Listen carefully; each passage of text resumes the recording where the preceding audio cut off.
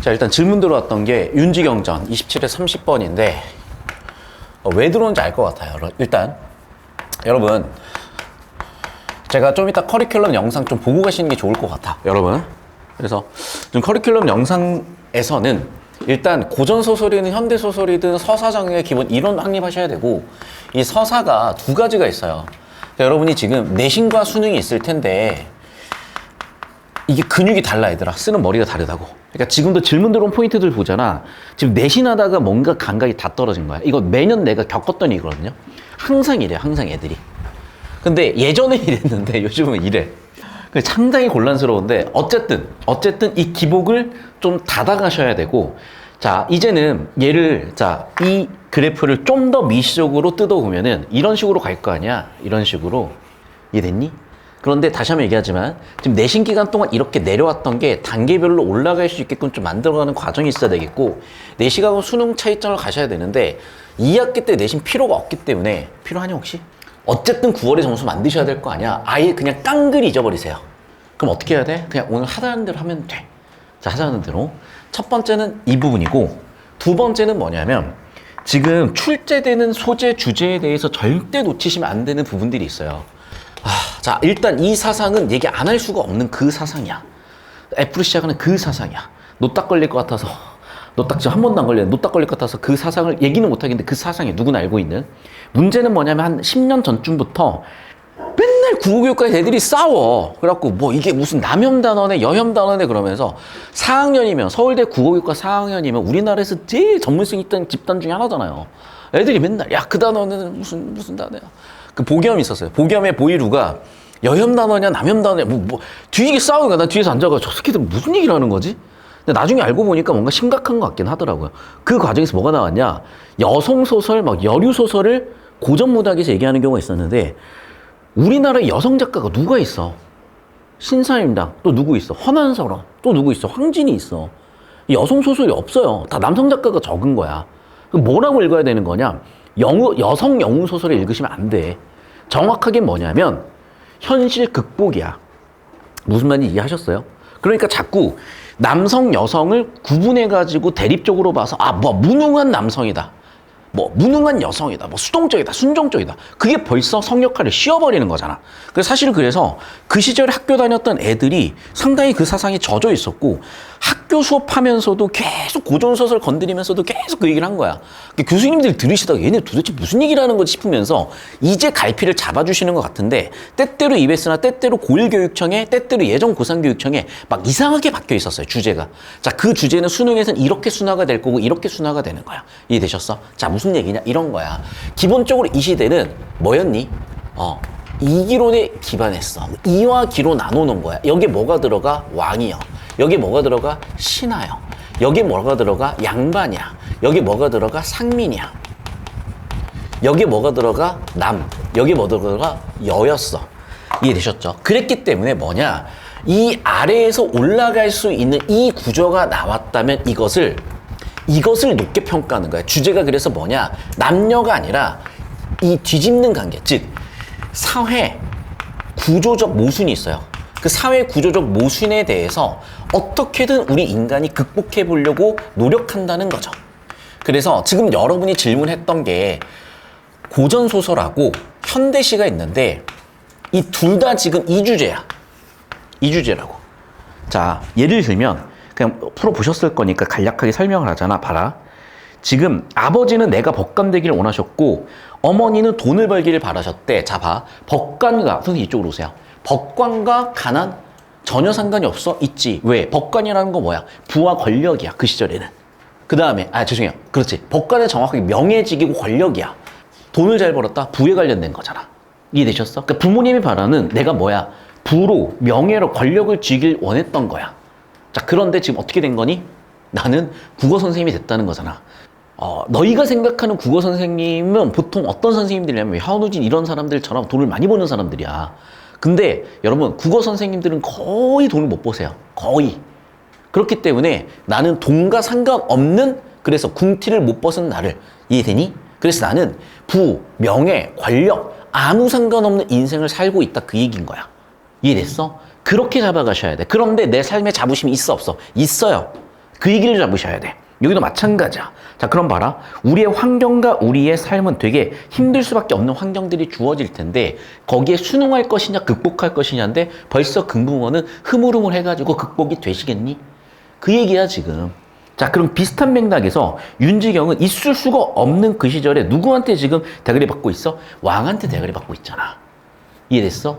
이걸 다시 한번 얘기한다. 여성이 남장을 한다라는 건 여성 남성이 아니야. 그 시절의 신분상으로 노비들은 관직에 나갈 수가 없지. 여성은 관직에 나갈 수가 없지. 그럼 어떻게 해야 되는 거야?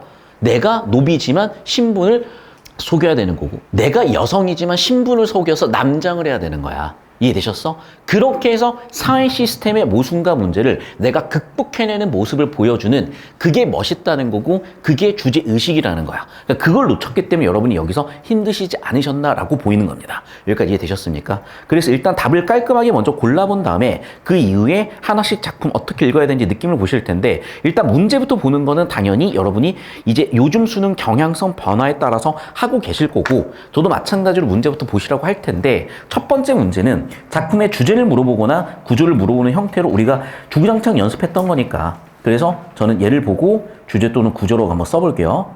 자, 다시 구조라는 건 뭐니? 개념어일 수도 있겠고 서술 방식일 수도 있겠고 정보 간의 논리 관계일 수도 있는 거야. 자, 그럼 봐봐. 우리가 이걸 어디서 지금 다루고 있어? 서사 장르에서 다루고 있지. 그럼 서사 구성의 3요소인 뭐에 따라서 인물, 사건, 배경에 따라서 분류하셔야 되는 건 당연하신 건데 여기서 개념어 학습을 제대로 하셨다면 이렇게 바로 5번 정답 확률이 매우 높게 보이셔야 되는 게 얘들아 생각을 해봐. 자, 기본적으로 고전소설이지. 소설의 서술 방식은 몇 가지가 있어? 3가지가 있죠. 소설의 서술 방식 뭐가 있니? 서술이 있고 묘사가 있고 대화가 있고. 자, 그럼 봐봐. 서술의 농도가 높아지면 높아질수록 뭐일 확률이 높다 그랬어? 텔링이요. 묘사나 대화의 농도가 짚어지면 쇼잉이라고 배우셨지. 이해됐어? 그럼 당연히 텔링을 했으니까 요약을 할 수밖에 없겠어? 압축을 할 수밖에 없겠어? 똑같은 말이네. 요약 압축이 될 수밖에 없잖아. 왜? 자, 나는 작년에 공부를 했다. 한 문장으로 처리가 되는데 네가 공부한 시간은요 365일이야. 예를 들면. 그렇기 때문에 기본적으로 쇼잉을 하면은 어떻게 돼? 사건 전개의 속도가 지연될 수밖에 없는 거고요. 반면에 여기는 속도가 속도가 빨라질 수밖에 없는 거잖아. 요약이고 압축적 제시될 될 수밖에 없는 거고. 여기까지 됐니? 자, 상대적으로 얘는 디테일을 줬으니까 거기서 생동감이라는 워딩을 줄 수도 있는 거고 이거는 내신 개념에서 정리가 되셨어야 되는데 지금 어쨌든 여기서 여러분이 힘들다고 한 포인트는 이런 부분도 놓치고 있기 때문에 다시 한번 복습 차원에서 정리를 해봤는데 자, 우리 방학 특강 때 여러 가지 수준에 따라서 커리큘럼에 깔리니까 여러분 상태에 따라서 가지고 그 방학 특강들 잘 형해 주시고 혹시 비내음을 듣거나 뭐 대치가서 듣는 학생들도 제 커리에 따라 가지고 그거 꼭 활용해 가시면서 보셔야 돼. 자, 그럼 얘들아 5번이 정답이 아니긴 정말 힘들죠. 왜? 고전소설의 서술 방식은 기본적으로 텔링이야. 그러면 당연히 5번일 수밖에 없지 않냐? 라고 좁혀놓고 보시면 5번이 보이시겠죠. 그러면 이제 우리는 주목할 단어들은 뭐겠어? 서술자 개입인지, 현재가고 교차인지, 자, 이건 있을 수 있겠지. 근데 지금 서사 장르에서 낭만적 분위기는 뭐밖에 없냐? 메밀꽃 필모넷밖에 없어요. 일단 내신을 하도 하셨으니까. 기본적으로 서사는 갈등이야. 그러니까 이것도 주제적으로 보면은 물음표가 빡 하고 박히셔야 되는 거고 그 다음에 갈등 해소일 수도 있겠죠. 대화를 통해서. 어쨌든 1, 2, 3, 4번 확인인데 아니 아무리 봐도 5번이 틀릴 확률은 매우 적다니까 고전소설에서. 그러니까 개념을 아시고 활용을 하신다는 거는 문제 분석 단계에서 이미 어느 정도 이렇게 정답이 좁혀져 버려요. 비슷한 걸 내가 뭘 줬냐? 현대시도 봐. 비슷한 걸 뭐 줬어? 주제의식이 나오면 정답 확률 87%라고 내가 통계 다 내줬다니까? 그러니까 얘도 주제의식 강조 87%를 일단 꽂아놓고 보시면 역시나 어김없이 이번에도 2번 정답 매우 높은 확률이었잖아. 아시겠어? 그러니까 제발 주제 놓치지 마시라니까. 왜 이 쉽고 왜 이 간단한 기술들을 안 써먹으면서 어렵게만 풀고 계시냐고. 왜 수학의 1, 2, 3, 4번 같은 4, 5, 6, 7, 8 같은 전형적인 문제에서 자꾸 검토해야 돼요. 선생님 실수할 수도 있고요. 맞는 얘기인데 제발 거기서 에너지 좀 쓰지 마시고 이런 기술들 배우셔가지고 간단간단하게 넘어가는 것들 잘 해주셨으면 좋겠고. 자, 두 번째 여기도 이제 봐야 될 것 같은데 얘는 소설의 기본적인 구성의 3요소 그래서 인물, 사건, 배경 정보를 분류해서 판단하시면 내용일치 좀 더 편하셨을 거고, 뭐 당연한 문제니까 넘어가실 거고. 자, 넘어가서 29번 문제. A, B를 비교 대조하라 그랬었잖아. 그러니까 봐봐. 자, 이것도 이제 우린 이렇게 보셔야 돼. 지금 문법 오답률 1등 문항제 뭐였어? 6월 평가원 기준으로 담화 요소였지. 담화 요소 첫 번째 참여자 1인칭 화자, 2인칭 청자, 3인칭 전달한 메시지인 전원, 그 다음에 네 번째 상황 맥락을 보시자 그랬죠. 제가 이걸 다시 한번 강조한 이유는 우리 6월 평가원에서 터졌던 문제들이나 나름대로 오답률 높았던 문학작품들 보면은 이거 가지고 계속 문제 세팅하는 게 보이셨을 거야. 기억나셨습니까?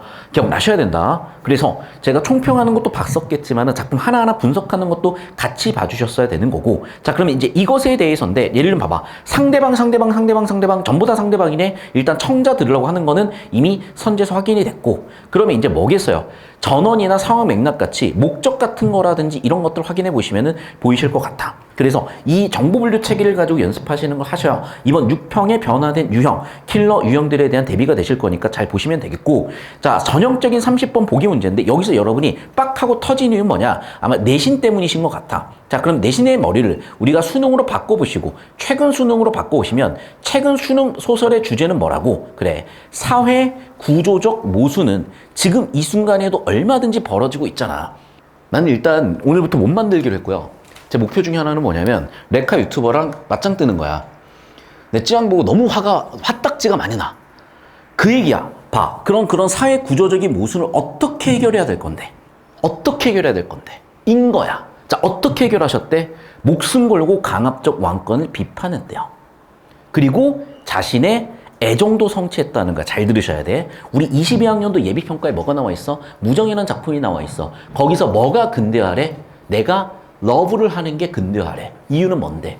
중세까지 인간은 뭐가 없니? 이성과 감정 모두 다 없는 상태야. 그래서 신의 뜻대로 이성대로 살았고 감정 같은 건 없으니까 정혼을 했다 그랬지. 즉 중세에 있을 수가 없는 인간이죠. 왜? 이성에 있어서도 자유의지, 감정에 있어서도 자유연애. 그걸 뭐라고 지금 워딩을 박아놨니? 주체적인 인물의 모습, 강압적 왕권의 비판, 애정 성취, 권력에 횡포했다. 애정을 성취한다. 보이시니? 됐어? 그래서 이 이성과 감정적인 측면에서 주체적으로 살았다는 것, 이렇게 주제의식은 요즘의 트렌드를 그대로 담고 있는 것이고, 그 주체적인 인물이다, 의지적이다, 그리고 감정이다, 자유연애를 하고 있다. 보시면 아시겠죠? 자, 그래서 이 과정에서 이 글의 구조는 어떻게 돼 있대? 주인공 vs 왕권 대립 토론이 들어가 있대. 그러면 논쟁적 재미를 준단다. 그게 바로 뭐야? 차별성이 된다. 자, 제가 세모 치는 거는 전부 다 논리 구조니까 잘 봐두셔야 되겠고. 자, 그래서 1번 선지부터 보실게요. 옛 사례 언급에 대해서 신의 경우는 그와 다르다. 그러면 보기를 가지고 일단은 봐보시면 힌트는 다 주어졌잖아. 기존 애정소설과의 차별성이 뭐겠어? 논쟁적 재미를 주잖아. 얘 왜냐면 봐봐. 과거에는 다 왕이 얘기하면 받아들이는 것 뿐이야. 감히 왕을 비판하지를 못해. 그러니까 그 주제를 한번 틀어주는 작품을 낸 거야. 거기서 변별된 애들도 있었겠죠. 2번 선지. 구태여 구하시고 소인의 간삼을 깨닫지 못하시니 강압적 왕권 비판이라고 뭐 밟지 못하다 뭐 이런 것들 우리가 좀 이따 발췌도 하셔야 되겠지만은 보시면 알겠지만 1, 2번 다 주제의식이 뭐라는 거야? 그렇죠. 자, 왕권 비판이라기보다는 뭐라고? 사회 구조 시스템의 비판이라고 보자. 사회 구조에 대해서 그런 모순점들에 대한 비판이라고 보신다면 그게 이 작품에서는 뭐라고? 왕에 대한, 권력에 대한 비판이라고 읽히실 수가 있겠죠. 나도 방금 뭐 한 거야? 레카라는 신종 권력자들에 대한 비판을 한 거잖아. 예를 들면 자, 3번 선지 볼게. 전하께서 보위에 오르시며 성덕이 심상 궁극이 미쳤다고 한 게 왕권 비판이야? 아니면 바짝 엎드리는 거야? 바짝 엎드리는 거지 사실은. 보기를 기준으로 보자면. 맞잖아. 그러니까 지금 1, 2번하고 3번은 뭔가 태도가 다른 거예요. 이해됐어? 여기는 그래서 뭐라고? 권력에 대한 수용이지. 이렇게 얘기하면. 이걸 여러분이 신이라고 읽으실 수도 있는데 출제 의도를 파악하시면 이걸 신이라고 읽으셔야 되는 건지 권력의 비판인지 수용인지 보이셨어야 된다는 측면. 자, 4번 선지 보시면 알겠지만 봐.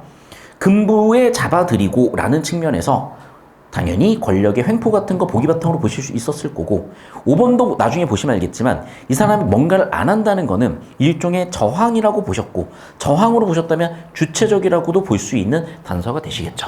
이해되셨어? 그래서 다시 한번 얘기한다. 막 남녀 이제 편가르 이런 건 없어졌어. 어떻게 가셔야 되는 거야? 아까도 얘기했지만 그래. 그 시절 사상에 따라 보면 우리가 사회적으로 불가능했던 것들을 극복하는 사람들이 있어. 대표적으로 춘향이야. 춘향이는 어떻게 해야 돼? 수청 들려면 들어야 돼. 자유연애 할 수 없고 자유의지도 없어. 그러니까 형벌을 받죠. 하지만 춘향이는 어떻게? 자유 감정에 따라서, 자유 의지에 따라서 자신의 삶을 쟁취해 나갔잖아. 그런 인물들을 영웅이라고 지금 우리가 재해석을 하고 있는 거야. 그게 남성이든 여성이든 상관없어요.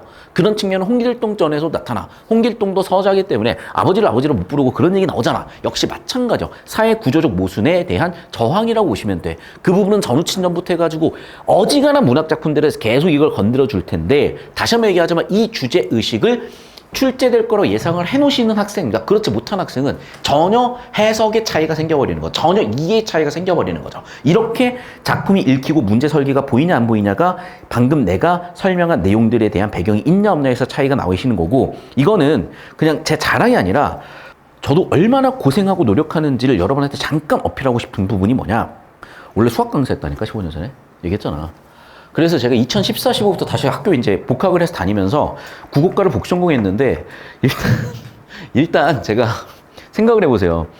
뭐 한 6학년 정도 되는 나이에 복학을 해서 그것도 타과생이 하고 있으면 쉬웠겠냐고.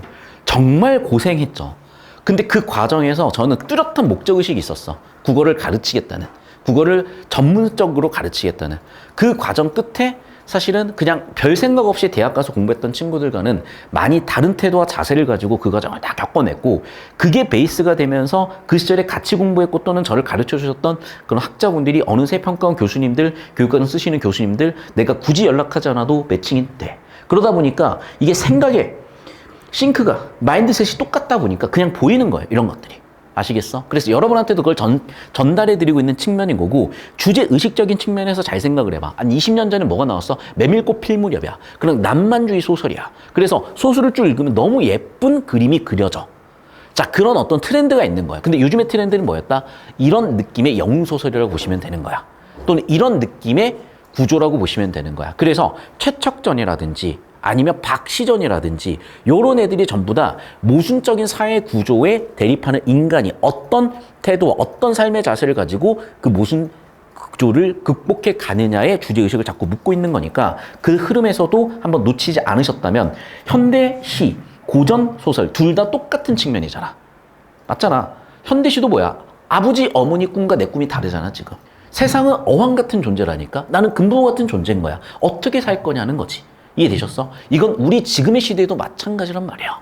그래서 저는 찌양 사건 보면서 되게 느끼는 게 많은 게 참 일단은 장하셨고 버티신 부분들이 하지만 그 누구도 도와주지 못했거나 도와줬죠. 왜냐하면 소속사 직원들이 그 부분을 가만 안 그러니까 얘기를 했고 그 과정에서 극복이 된 거니까. 그래서 사실 두 번 다시 그런 일이 있으면 안 되는데 제일 짜증나는 거는 내과 새끼들. 거기다 내 칼을 걸고 협박을 해가지고 돈을 뜯어내는 그 꼬라지를 보면서 야, 이 새끼들은 진짜. 근데 걔네들 깜빵도 잘 안 갈 거고 보내도 못 보내요. 아니 보내도 그냥 다 손방망이야.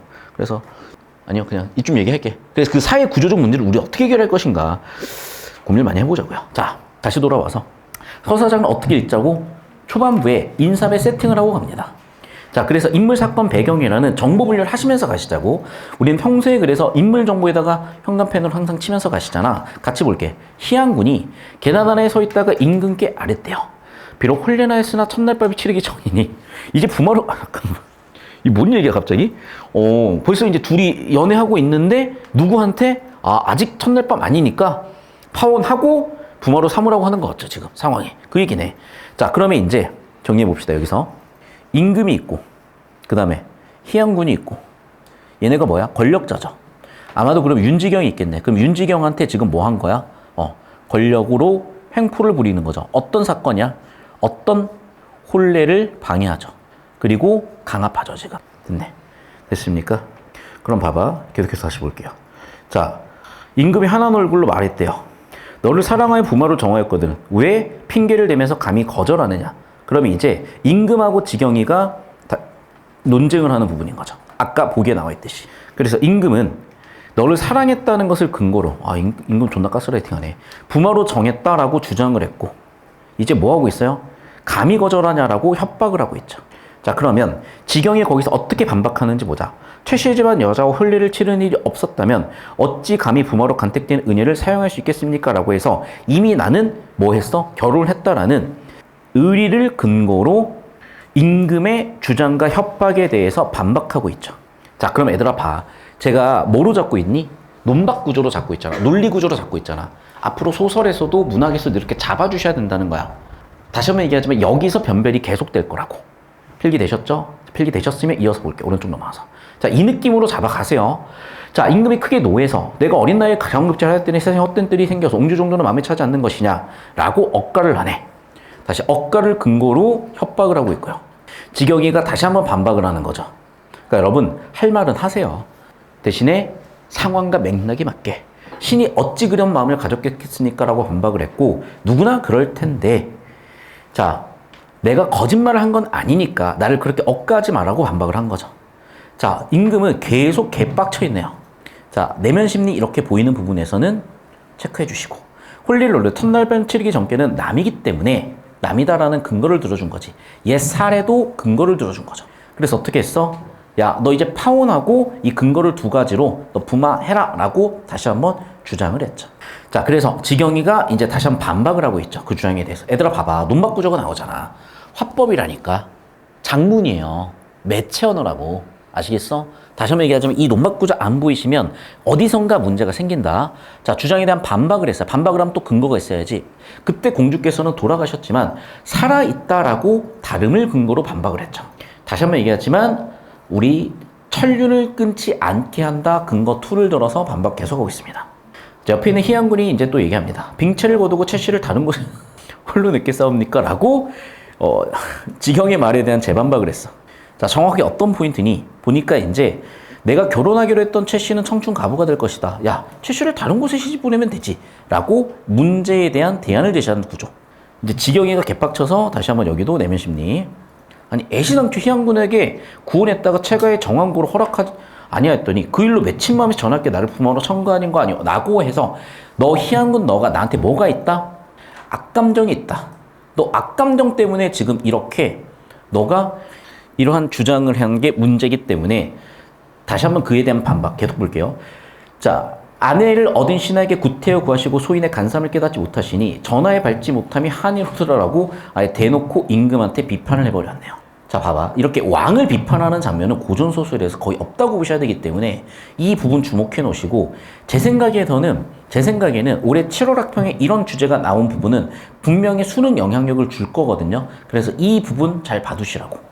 다시 한번 얘기하지만 여러분, 제가 겪어보니까 여러분이 공부하는 지점과 순간순간들이 안 보이지만 저는 지금 중3도 고1도 고2도 가르치고 있기 때문에 그 친구들이 어떤 과정을 통해서 고3이 되는지가 너무나 보이거든.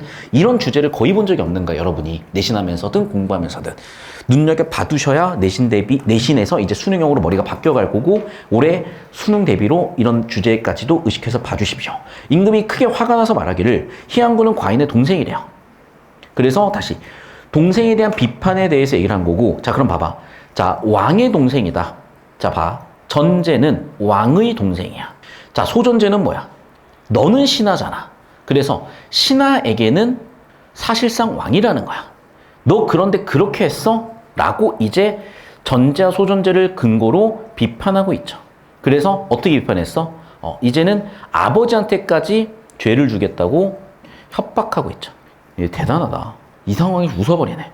전하께서 보위에 오르시기 19일월 같으신 성덕이 심상구에 미쳤거늘 유독 소신에게는 밟지 않으심이 이러하시니 다시 한번 보자. 자, 인정할 건 인정하는 거죠.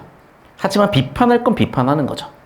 그렇게 협박하셔도 저는 협박 듣지 않겠습니다라고 계속 비판했고, 자, 그래서 다시 한번 얘를 벌하라는 거죠. 동시에 누구까지도 아비까지도. 그리고 그냥 왕의 주장대로 계속 얘기를 해버렸네. 자, 샵2로 가보자. 결국엔 어떻게 됐어? 부마가 돼버렸죠. 근데 이 상황에서도 수용을 하는 게 아니라 어떻게 했어? 사실 옹주가 싫어서 박대하는 게 아니라 왕에 대한 저항이죠. 임금의 압박으로 가족들을 최 씨가 죽었다고 거짓말을 하지만 지경이 사실을 알고 결국에는 극복을 하는 거죠, 이 상황을. 왜냐면 봐봐. 그 시절에 왕은 세상 그 자체야. 그런데 왕이 결정한 그 문제를 극복을 한 거잖아. 다시 만났으니까. 샵3로 가겠습니다. 자, 부마가 3년 동안 죽은 줄 알았던 부인을 다시 만났고 비복에게 당부했는데 내가 양쪽 지식구를 모두 피했으니까 내가 피할 수 있게 하라라고 문제에 대해서 미리 예상해서 해법을 줬고, 부마가 채 부인을 만나 새로이 신중한 사랑에 전보다 배나더니 한 방에 거차면서 이슈도 떠나지 아니하더라라고 하면서, 자, 그럼 거의 다 끝난 것 같은데요? 아니네. 계속 봅시다. 자, 이러므로 여러 달이 들어 윤공이 생각하길 심사가 사나워 청계에 있는 원당에 갔는가 하고 찾질 않았고, 옹주는 본래 불안한 사이라 거칠 문에 찾지도 않았고, 임금이 조의 여러 날 불참에 여기에 찾으셨으나 그저 찾기 시작해서 공적이 없었고, 계획에 찾아서 열어보니까 붕어타던 말이 있었고, 말을 근거로 찾아가봤으나 미리 숨어서 보지 못하고 수십 일이더라라고. 봐봐, 여기가 그럼 뭐니? 요약적 제시인 부분인 거죠. 자, 제가 이 부분을 특히 짚은 이유는 첫 번째 문제에서 그게 보였기 때문이죠. 자, 조정에서는 윤지경이 마음이 사납고 어지러운 나머지 미쳐서 달아나는 걸 의심하고, 임금이 매우 놀라 밤낮으로 겁내했고, 윤공이 의심스러운 마음이 들어 영리한 하인을 시켜서 찾아보니까 최 씨의 초소에 있다는 게 확인이 됐고, 임금께 고하고 죄를 청하니 환관 김송환을 불러서 죄상을 밝히고 하더니 이때는 6월이라고 있어. 봐봐, 인물이 벌써 1명, 2명, 3명, 4명, 5명, 6명이 나왔잖아. 근데 결국 중요한 건 뭐냐 얘들아, 여기 나와 있는 윤지경하고 임금이야. 그래서 핵심 인물들, 갈등 양상을 만드는 인물들 중심을 읽으시고 그 다음에 디테일은 그때 찾아보시면 되겠어. 자, 그러면 봐. 이제 다시 윤지경이 발각된 장면이니까 도망갔다가 여기를 샵4라고 한번 읽어볼게요. 대청마루에 대나무 자리를 깔고 수놓은 방석을 베고 최 씨를 곁에 앉히고 발벗고 책을 보는데 시비들이 들어와 궁궐에 사람이 왔음을 보였고, 부모가 최 씨를 곁에 앉힌 채 들어오라 하여 송환이 들어와 중개에 서니, 자, 그럼 봐. 이제 얘가 지금 들어오면서 장면이 흐름 바뀐 거죠. 부모가 방석에서 머리만 들어서 보기를, 머리만 든다는 게 뭐 하는 거예요? 지금 무시한다는 얘기죠. 어찌 않냐? 전하께서 왔습니다. 전하께서 놀라서 왔습니다. 전하께서 가장 부지런하시고도 부질없다라고 또 비판하는 거죠. 신하 제 아내 데리고 있는 것을 어찌 꺼려서 잡으려고 보내신 조승에 애처하는 관원이 몇이나 잡혀들었느냐. 송환이 어이없이 웃으면서 부마께 옹주를 박대하시고 최부인에게 혹하여 문안불참 하신 지 한 달이 지났고, 박귀인, 자, 그럼 봐봐. 누구 문안불참이야? 왕에 대한 문안불참이죠. 그럼 결국에는 얘 역시도 왕에 대한 저항하는 사건이라고 보셔야 되는 거지. 맞잖아. 또 박귀인 생신전대 사위로서 불참을, 그리고 왕에 대한 저항이고, 또 뭐니? 가족 또는 권위에 대한, 그러니까 정확하게는 왕이 강제해서 만들어진 가족에 대한 권위에 대한 저항인 거죠. 자, 그럼 봐봐. 지경이 벌떡이는 앉아 소리를 질러 말하기를 또 비판하는 거죠. 내용은 뭐 나중에 천천히 보시면 되겠고, 다시 한번 얘기하겠습니다. 27번에 서술자 개입이 있었나? 라고 찾는 순간 진짜 시간 훅이야. 현재 과거 교차 찾는 순간 있긴 있어. 판단은, 그러니까 있다는 게 아니라 우리가 판단은 돼. 왜냐면 얘는 덩어리가 커, 현재 과거는. 시간적 배경 묘사 있었나? 근데 낭만인가 그게? 다시 한번 얘기한다. 그냥 5번으로 좁히고 가는 게 실전에서 맞다는 얘기예요. 여기까지 이해되셨습니까? 그리고 봐. 갈등 해결이 아니고 갈등 고조야. 갈등 고조죠? 낭만적 분위기 당연히 아니죠. 왜? 갈등이 글의 주제잖아. 그러니까 주제가 갈등이기 때문에 주제 위주로 봤을 때 갈등 위주고 갈등이 고조되는 거 위주니까 당연히 3번, 4번은 아웃일 수밖에 없습니다. 자, 그리고 딱히 현재 과거가 역순행으로 가는 구조도 아니었던 거고 서술자 개입도 안 보였을 텐데, 다시 한번 얘기하자면 1, 2번 선지 같은 지엽적인 내용 가지고 판단하는 게 아니라 5번처럼 매우 높은 확률로 이 고전소설의 개념에 따라서 맞을 수밖에 없는 내용 가지고 판단해 보시는 27번 좁히고 가시는 이 연습 하셨어야 된다는 거예요. 그래야지 시간도 단축이 되고 정확성도 높아질 거니까. 되셨어? 자, 넘어가서 28번 보도록 할게요. 자, 환관은 임금의 명을 전하며 윤지경의 돌변한 태도에 당황해야 한다. 자, 그럼 봐. 이 부분은 봐. 환관이라는 인물, 임금의 명, 그 다음에 윤지경의 돌변한 태도, 얘들아, 이 부분이야. 윤지경은 태도가 돌변했니? 항상 일관되게 임금한테 반항했니? 일관됐잖아. 뭐가 틀렸어? 돌변이 아니야. 일관된 태도야. 이해됐어? 일관된 비판적 태도야. 왜? 이게 작품의 주제잖아요, 지금. 일관되게 왕이라는 권위에 대해서, 부당한 권력에 대해서 비판하고 저항하는 인물이 바로 윤지경이기 때문에 그 일관된 특성, 그래서 일관됐다라는 워딩, 일관됐다는 뭐라고? 논리 구조야, 사실은. 돌변이냐, 일관이냐. 됐어? 이분에서 정답 1번 선지 세팅되셨던 게 보이셨을 거고, 이걸 왜 제가 자꾸 강조를 하냐면 내용일치로 보시는 게 아니라 정보의 관계를 보셔야지. 자, 봐. 우리가 이걸 자꾸 개념으로 보면 뭐라고 하는 거냐? 자, 지금처럼 성격이 일관돼. 그리고 우리는 뭐라고 하니? 평면적 인물이야, 입체적 인물이야? 평면적 인물이라고 하죠. 입체적 인물이라고 하죠. 이게 중요한 게 아니야. 이건 이미 중학교 때 다 끝났어. 자, 그럼 평면이냐 입체냐를 구분하는 건 뭐야? 그렇죠. 성격이 뭐 되냐? 유지되느냐? 뭐 되냐? 변화되느냐잖아. 이해되셨어? 다시 한번 얘기하지만 성격이라는 메타데이터가 어떻게 플러스에서 마이너스로 가든 마이너스에서 플러스로 가든 변화가 되셔야 되는데 얘는 일관되게 저항하고 있잖아. 일관되게 유지되고 있으니까 당연히 이 부분 잡았을 거고 이걸 자꾸 내신 스타일로 해설을 하니까 내신 스타일로 접근을 하니까 여기서 지금 매칭이 안 되기 시작을 하고 여기서 오류가 생길 수 있는 부분이라서 이번 6평에서 문학에서 터졌던 학생들은 제발 이 표 그리고 이 논리기호 집중해서 푸는 이 느낌 잡으셔야 돼. 몇 문제 없다 이게 연습할 문제가 요즘 트렌드여서. 자, 두 번째 볼게. 29번도. 자, A에서 상대방 행동을 만류하고 있다. B에서는 뭐하고 있다. 자, 선지 보지 말고 여러분 A와 B의 의도나 역할에 대해서 여러분 스스로 워딩 30초 드립니다. 선지 보지 마. 그냥 적어. 여러분 스스로 판단해서 적어. 그럼 얼추 그 단어가 정답 선지에서 보이실 거야. 아니면 내가 힌트를 준 담화 요소 가지고 분석해 보셔도 돼. 그래. 의도가 보였죠. 자, 저 따라오세요. 자, 거두절미하고 딱 핵심만 보여줄게. 계속 얘기하지만 얘들아, 자, 선생님 이쪽으로 오세요. 이 담화라는 것을 연구함에 따라서 문법이라는 과목명이 어법으로 바뀌었다 그랬지. 정확하게 언어로 바뀌었다고 했죠. 자, 두 번째, 담화 파트를 깊이 판 게 뭐야? 화용론이지. 이 화용론에서 뭐가 나온 거야? 당연히 화법이 나왔지. 그리고 거기서 파생된 게 뭐야? 매체 언어라고. 그래서 여러분의 선택 과목의 매체가 여기서 나온 거라니까.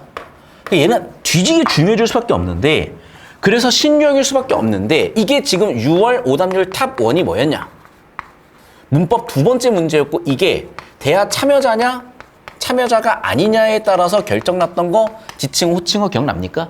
얘 똑같다니까. 담화 요소 분류했었어야 돼. 자, 그러면 담화 요소 1번 뭐라고? 1인칭 화자, 2인칭 청자, 세 번째 전원, 네 번째 상황 맥락인데, 자, 지금 A의 화자 누구예요? B의 화자 누구야? 자, 봐. A의 화자 누구야? 선생님 여기 잡고 계시면 돼요. 여기 기준으로. 얘들아, A 화자 누구야? 왕이죠. 청자 누구야? 윤지경이죠. 자, 그럼 봐. A와 B의 분류 다시 한번 보면은 A 누구라고? 왕이야. 청자 누구야? 윤지경이야. 자, B의 화자 누구야? 환관이야. 그리고 청자 누구야? 윤지경이야. 자, 그런데 잘 들어. 환관이 자기 생각 전화로 온 거야? 사실은 왕의 대리인으로 온 거야? 왕의 대리인으로 왔죠. 이해되셨어? 그럼 봐봐. 이 차이를 물어본 거야. 이거 어디서 묻는 거냐? 이거 어디서 묻는 거야? 백석의 시, 팔행서초 기억나니? 거기서 백석의 시에서 뭐라고 해? 소녀가 운다. 느끼며 운다. 한 사람도 뭐라고 해? 눈을 씻는다라고 하지. 자, 그럼 봐. 이 시적 화자는 누구야? 그 사람이죠. 근데 몇 인칭화했어? 1인칭이 시적 화자를 3인칭화했잖아. 효과가 뭐였어? 여기 나오나요? 자, 봐봐. 이게 1인칭이었으면은 내가 펑펑 운인 거니까 이렇게 돼. 그런데 3인칭이기 때문에 남일이 돼버리니까 감정을 절제한 표현이라고 그랬었잖아. 그래서 객관화시키는 효과가 있다. 절제하는 효과가 있다. 여기까지 이해되셨어요? 자, 이게 내신 개념이잖아. 그럼 이 내신 개념을 이제 어떻게 내는 거냐? 이렇게 내시는 거라니까. 그럼 봐. A와 B의 가장 큰 차이는 뭐야? 둘 다 왕이 윤지경을 협박하는 거야. 둘 다 왕이 윤지경을 협박하는 거야. 그런데 뭐가 달라? 그래. 화자냐, 대리인이냐. 됐어? 화자냐, 대리인이냐를 우리는 뭐야? 직접이냐, 간접이냐라는 단어로 바꿔 쓸 수가 있잖아.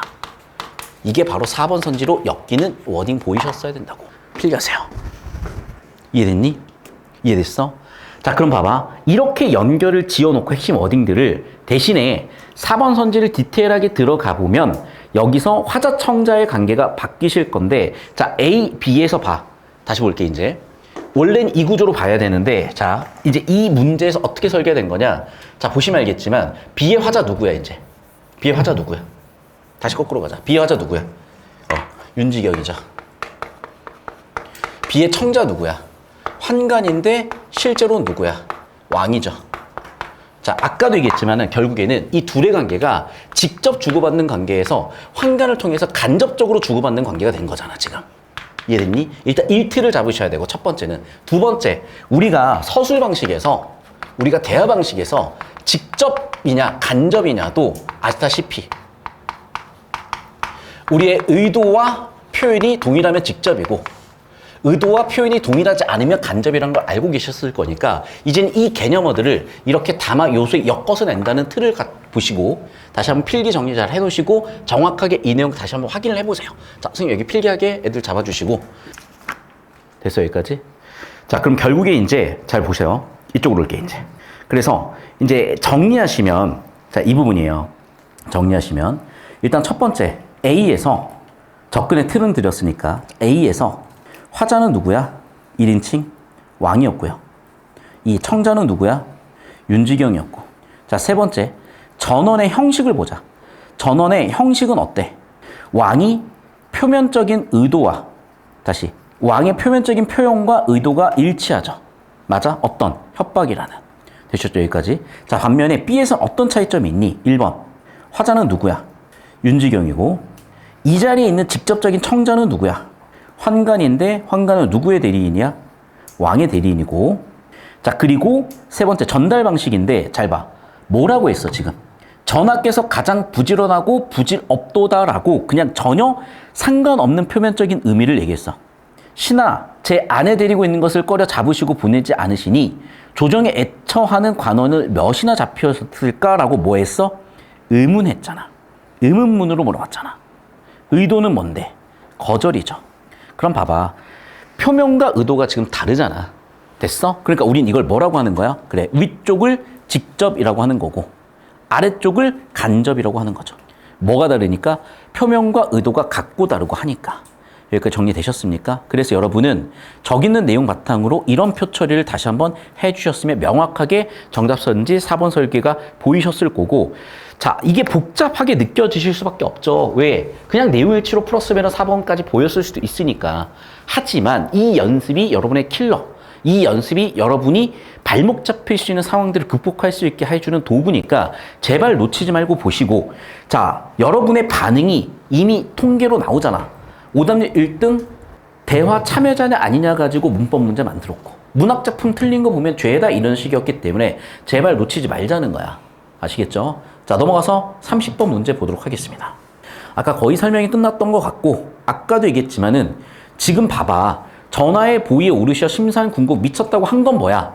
자 이거야. 내가 상대방의 비판을 더 효과적으로 하는 방법은 여러분 배우셨을 거야. 화법에서의 경률. 요즘 내신 문제로 많이 나오더라고. 뭐가 있냐 예를 들면 환율의 말 너무 많이 잡아라. 양의 경률, 뭐 질의 경률, 공손성의 원리 뭐 이런 거 배우셨단 말이야. 자 그럼 봐봐. 뭐 한 거야? 인정할 건 인정하는 거야. 하지만 인정할 건 인정을 해야 반박의 효과가 높아지는 거잖아. 이해되셨어? 그러니까 여긴 뭐야? 반박하기 위한 인정인 거죠. 사실은. 됐어? 그러니까 여기는 왕에 대한 충성이라기보다는 뭐 하고 싶은 거야? 반박하기 위한 도입부일 뿐이야. 다시 한번 얘기한다. 여긴 뭐라고? 반박의 도입부야. 아니 다른 정치는 잘하면서 아니 왜 자꾸 저한테 간섭했고 개빡치게 만드세요? 라고 얘기하는 부분이잖아. 신의 중시가 아니라 뭐야? 비판하기 위한 설계고 비판하기 위한 도입이라고 하셔야지. 그러니까 정답 3번이라고. 그러니까 보시면 알겠지만 내용일치로 보면은 헷가닥할 수가 있는 건데 논리구조. 아 뭐야 여기는? 반박이야. 반박을 하기 위한 도입부일 뿐이야. 반박하기 위한 주제 도입과 같이 전제 세팅과 같이 반박을 하기 위한 논리적 역할로 봤을 때 도입분일 뿐이라는 게 보셨다면 훨씬 편하게 답이 골라지셨을 거라는 얘기예요. 어떤 느낌인지 아시겠습니까? 자, 다시 한번 설명을 한다. 우리가 지금 제가 지문을 털어나갔던 이 방식은 기존에 배웠던 방식에서 크게 달라지진 않았어요. 다만 문제에서 요구하는 형태가 많이 달라진 부분이 어떤 부분이냐. 첫 번째, 논리 구조를 잡아라. 그랬다면 여기가 반박의 도입부라는 게 보이면서 3번 선지 보이셨을 거고, 두 번째, 여기도 마찬가지야. 다만 요소에 따른 표 처리 필요성을 느끼셨다면 이런 부분에서 4번 같은 게 좀 더 편하게 보였을 텐데, 아니면 내용 왔다 갔다 하면서 어디선가 실수 가능성이 생겼다는 거고, 세 번째, 얘도 마찬가지로 개념어를 그냥 단순히 평면적인 뭐 성격이 변하지 않은 입체적인 성격이 변한 그게 아니라 정보의 특성을 보자는 거야. 정보 분류를 해봤을 때 정보가 바뀌었냐 안 바뀌었냐, 이 사람은 일관되게 왕에 대한 비판을 하고 있으니까 당연히 돌변이라는 워딩이 틀렸고, 이걸 단순히 내용일치가 아니라 뭐로 보시자? 논리 기호로 보시면은 변했냐 안 변했냐, 공통점이냐 차이점이냐 같은 논리 기호로 보시면서 정답 쉽게 보이셨을 거고, 이건 개념 공부를 하셨다면 그냥 5번이 보이셔야 되는 거야. 되셨습니까? 여기까지? 자, 영상은 여기까지 끊겠습니다.